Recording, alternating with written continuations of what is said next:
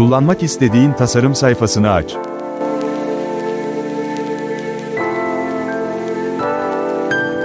Bir görsel seç.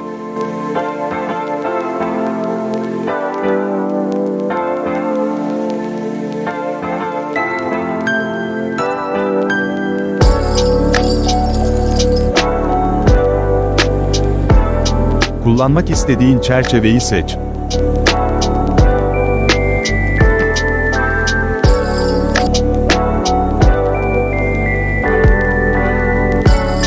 Ve çerçevenin üzerine bırak.